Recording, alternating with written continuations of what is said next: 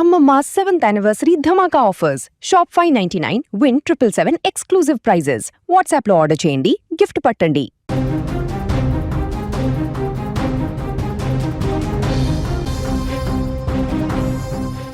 చేసిన అప్పులు తీర్చేందుకు భార్యను చంపితే తన పేరు మీద ఉన్న ₹1 కోటి వస్తాయని ప్లాన్ వేశాడు ఓ భర్త. భార్యను విచక్షణ రహితంగా కొట్టి మరీ చంపేశాడు. అగ్నిసాక్షిగా 7 అడుగులు వేసిన భర్తే ఆమె పాలిట ఎముడయ్యాడు. కంటికి రెప్పలా చూసుకోవాల్సిన మొగుడే ఆమె గొంతు నొక్కి చంపేశాడు.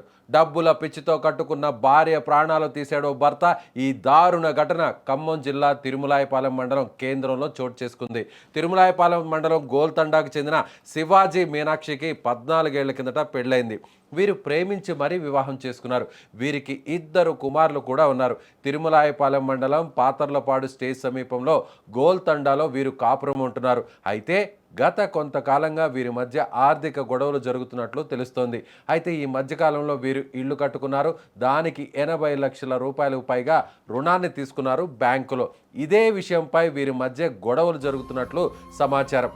ఇది ఇలా ఉంటే భార్య మీనాక్షిపై ₹1 కోటి ఇన్సూరెన్స్ పాలసీ కూడా ఉంది. ఆమె చనిపోతే ఇన్సూరెన్స్ క్లెయిమ్ ద్వారా వచ్చే ₹1 కోటితో అప్పులు తీర్చుకోవచ్చనే దురాశ శివాజీ కలిగింది. అనుకున్నట్లుగానే భార్యను చంపాలని పథకం వేసుకున్నాడు. ప్లాన్ ప్రకారం భార్యపై దాడి చేశాడు. భార్యను చంపి తనే ఉరి వేసుకుందంటూ బంధువులకు నమ్మించే ప్రయత్నం చేశాడు శివాజీ. అయితే శివాజీ అబద్ధాలు చెబుతున్నాడని, ఆమె ఒంటిపై గాయాలు చూస్తుంటే తీవ్రంగా కొట్టి చంపినట్లున్నాయని కుటుంబ సభ్యులకు అనుమానం వచ్చింది. ఆరోపించడమే కాదు, గతంలో మీనాక్షిని కింద పడేసి పిడిగుద్దులతో నిందితుడు శివాజీ ఎంత దారుణంగా హింసించాడో చూపే దృశ్యాలు ఇప్పుడు బంధువులు మీడియా ముందుంచుతున్నారు. ఆ దృశ్యాలు భర్త యొక్క తీవ్రమైన శాడిజాన్ని స్పష్టం చేస్తున్నాయని వారు ఆవేదన వ్యక్తం చేస్తున్నారు. బంధువుల ఫిర్యాదుతో కేసు నమోదు చేసుకున్న పోలీసులు కేవలం ఇన్సూరెన్స్ డబ్బు కోసమే ఈ హత్య జరిగిందా, లేక శివాజీ మనసులో మరేదైనా దురుద్దేశం లేదా వివాహేతర సంబంధాలు ఉన్నాయనే కోణంలో పోలీసులు ఇప్పుడు విచారణ చేస్తున్నారు.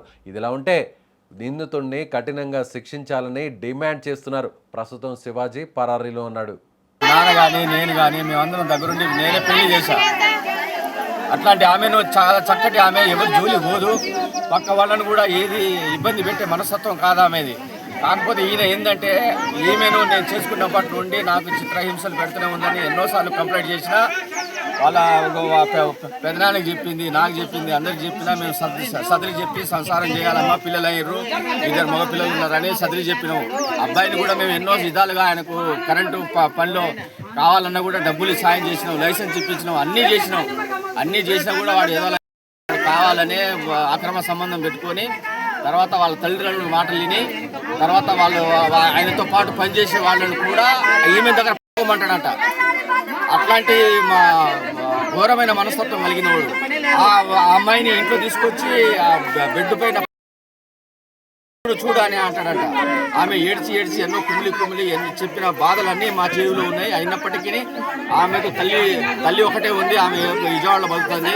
తండ్రి లేడు, తండ్రి చచ్చిపోయి ఆమె పెళ్లి కాకముందే ఆమె తండ్రి చచ్చిపోయిండు. ఎవరు దిక్కులేరు. మేము మా దగ్గరేమో రారు, ఎక్కువ చెప్పదు నా కాడ. అయినప్పటికీ అన్ని విషయాలు తెలిసినప్పటికీ మేము సంసారం మంచిగా సాగాలని కోరుకున్నాం, కానీ ఇట్లా చంపేస్తానని మేము ఊహలో కూడా అనుకోలేదు. నిజంగా ఏ భర్త అయినా భార్య కోసం, కుటుంబం కోసం, పిల్లల కోసం ఎన్ని కష్టాలైనా పడి చేసిన అప్పుల్ని తీర్చడానికి నానా ఇబ్బందులు పడుతుంటారు, నానా యాతనలు కూడా అనుభవిస్తుంటారు. కానీ ఇక్కడ శివాజీ మాత్రం తాను చేసినటువంటి అప్పు ఎవరి కోసం? కుటుంబం కోసం. కుటుంబం బాగుండాలని, కుటుంబం సంతోషంగా ఉండాలని, భార్యను మంచిగా చూసుకోవాలనే ఎవరైనా అప్పు చేస్తారు. కానీ శివాజీ చేసిన అప్పుని తీర్చడానికి నిజంగా భార్యనే పణంగా పెట్టాడు ఈ దుర్మార్గుడు. ఎలా అంటే భార్య మీద ఉన్నటువంటి ₹1 కోటి ఇన్సూరెన్సు, ఒకవేళ భార్య చనిపోతే ఆ ఇన్సూరెన్స్ ద్వారా వచ్చే నష్టపరిహారం నిజంగా ఉపయోగపడుతుంది. కానీ ఇక్కడ శివాజీ ఏం చేశాడంటే భార్యను తానే చంపేస్తే భార్య మరణం తర్వాత, మృతి తర్వాత వచ్చేటువంటి ఆ క్లెయిమ్ డబ్బులతో తాను చేసినటువంటి అప్పులన్నీ తీర్చుకోవచ్చని దురుద్దేశం కాదు, ఒక దుర్మార్గపు ఆలోచనతో ఈ ప్రయత్నం చేశాడు. ఇలా చేసి ఆ ఆలోచన వచ్చిన వెంటనే భార్యను అత్యంత దారుణంగా కొట్టి మరీ చంపేశాడని ఇప్పుడు కుటుంబ సభ్యులు ఆరోపిస్తున్నారు. ఒకసారి మీరు స్క్రీన్ మీద కనిపిస్తున్నటువంటి ఆ విజువల్స్ని చూస్తే ఎంత దారుణంగా, గతంలో కూడా భార్యాభర్తల మధ్య ఇలాంటి గొడవలే జరిగేవి, తరచూ ఇద్దరి మధ్య వాగ్వాదం చోటు చేసుకునేది. ఆ క్రమంలో భార్యను అత్యంత దారుణంగా హింసించి మరీ కొట్టేవాడు ఈ భర్త శివాజీ. సో ఆ విజువల్స్ని చూస్తే ఇంత దారుణంగా కొడుతున్నాడంటే, ఇంకా చంపేసాడంటే ఎంత దారుణంగా కొట్టి చంపాడో ఒకసారి అర్థం చేసుకోవచ్చు. నిజంగా ఇన్సూరెన్స్ కోసమే భార్యను అత్యంత కిరాతకంగా చంపారు అనంటే నిజంగా బంధువులందరూ కూడా దారుణంగా విలపిస్తున్నారు. ఎందుకంటే వాళ్ళిద్దరూ కూడా అన్యోన్యంగా ఉంటారని అందరూ భావించారు. అందులో ప్రేమించి మరీ పెళ్లి చేసుకున్నాడు. 14 ఏళ్ల పాటు ప్రేమించి పెళ్లి చేసుకున్నటువంటి ఆ భార్య కోసం, అలాగే ఇద్దరు పిల్లల కోసం ఎంతో కష్టపడుతున్నాడు, కుటుంబాన్ని నిలబెడతాడు అనేటువంటి ఎంతో ఆశలతో కుటుంబం అంతా, ఫ్యామిలీ మెంబర్స్, బంధువులందరూ కూడా ఎదురు చూశారు. కానీ ఇలా తమ బిడ్డను, మీనాక్షిని ఇంత దారుణంగా చంపేస్తాడని ఆ ఫ్యామిలీ మెంబర్స్ ఎవరు కూడా ఊహించలేకపోయారు. జనరల్గా ఇన్సూరెన్స్ అనేది ప్రతి భర్త కూడా భార్య మీద, అదేవిధంగా పిల్లల మీద, సో దురదృష్టవశాత్తు విధి ఏదన్నా ఇబ్బంది పెట్టి, విధి వక్రీకరిస్తే, ఒక రకంగా దేవుడు చల్లగా చూడకపోతే అనారోగ్య రూపంలోనో, లేదంటే ప్రమాదం రూపంలోనో, మృత్యువు లాంటిది ఏదైనా వచ్చినా, లేదంటే హాస్పిటల్ పాలైనా, అలాంటి టైంలో ఇలాంటి ఇన్సూరెన్స్లు ఆ జీవితానికి, ఆ ఫ్యామిలీకి, ఆ లైఫ్కి ఉపయోగపడుతుందని అందరూ భావిస్తుంటారు. కానీ ఇక్కడ శివాజీ మాత్రం తాను కట్టినటువంటి ఆ ఇన్సూరెన్స్ తాను మర్డర్ చేస్తే,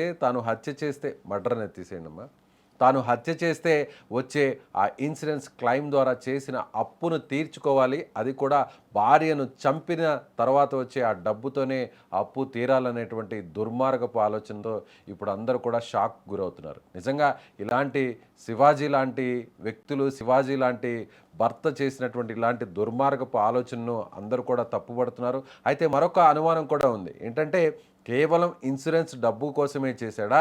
సో తరచూ భార్యతో గొడవ పడుతున్నాడు కాబట్టి వేరే ఏదైనా కారణంతో, అంటే వివాహేతర సంబంధం ఏదైనా పెట్టుకొని భార్యను అడ్డు తొలగించడంలో భాగంగా, అందులోనూ భార్య మీద ఇన్సూరెన్స్ ఉంది కాబట్టి పనిలో పనిగా ఒక దెబ్బకు 2 పిట్టలు అన్నట్టుగా అటు భార్య అడ్డు తొలుగుతుంది, అలాగే భార్య ద్వారా వచ్చేటువంటి ఆ ఇన్సూరెన్స్ డబ్బుతో కూడా చేసిన అప్పు కూడా తీరుతుందని భావించి ఇలాంటి దుర్మార్గపు ఆలోచన చేసి ఉంటాడనే అనుమానాన్ని కూడా మీనాక్షి తరపున ఉన్నటువంటి కుటుంబ సభ్యులు అనుమానం వ్యక్తం చేస్తున్నారు. మీకేమనిపిస్తుంది? ఇలాంటి వ్యక్తులను ఏం చేయాలి? నిజంగా ఇన్సూరెన్స్ డబ్బు కోసమే భార్యను చంపే ఇలాంటి దుర్మార్గులను ఎలా శిక్షించాలి? కామెంట్ చేయండి.